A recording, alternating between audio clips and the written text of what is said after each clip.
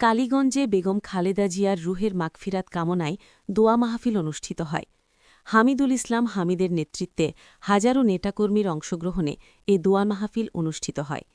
অনুষ্ঠানে উপস্থিত ছিলেন ঝিনাইদহ ৪ আসনের ধানের শীষের প্রার্থী রাশেদ খান, জেলা বিএনপির সভাপতি, সাধারণ সম্পাদক, ঝিনাইদহ সদর উপজেলা বিএনপির সভাপতি ও সাধারণ সম্পাদক সহ বিভিন্ন ইউনিটের নেতৃবৃন্দ। এ সময় মহারাজপুর ইউনিয়ন বিএনপির সভাপতি শাহজাহান আলী বিশ্বাস ও সাবেক সাধারণ সম্পাদক চেয়ারম্যান খুরশিদ আলম মিয়া, সংগঠন সম্পাদক সহ ইউনিয়নের বিভিন্ন পর্যায়ে হাজার হাজার নেতাকর্মী উপস্থিত ছিলেন। রবিবারের এই দোয়া মাহফিলে বেগম খালেদা জিয়ার রুহের মাগফিরাত কামনা, দেশের শান্তি ও রাজনৈতিক স্থিতিশীলতা কামনা করে বিশেষ মোনাজাত করা হয়।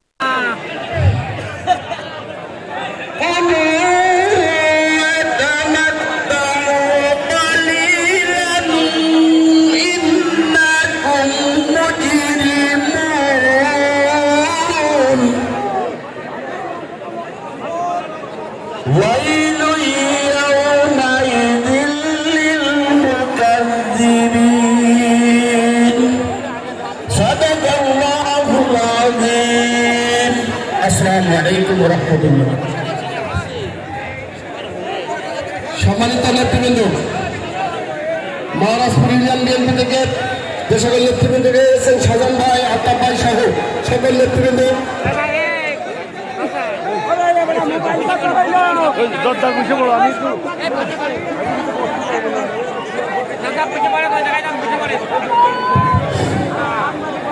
সংগ্রামী বন্ধুরা, সময়ের স্বল্পতা অনেক গুরুত্বপূর্ণ নেতৃবৃন্দের নাম ঘোষণা না দিতে পারায় আন্তরিকভাবে দুঃখ প্রকাশ করছে।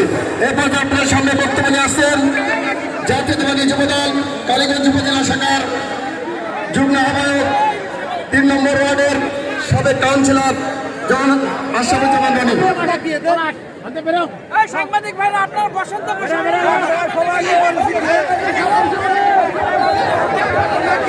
ভাই, সাংবাদিকদের একটু সহযোগিতা নাই, প্রচার তো হবে না। সাংবাদিকদের একটু সহযোগিতা করা লাগবে, ছবি দিলে চলে যাচ্ছে এক পাশে। বিসমিল্লাহির রহমানির রহিম। জাতীয়তাবাদী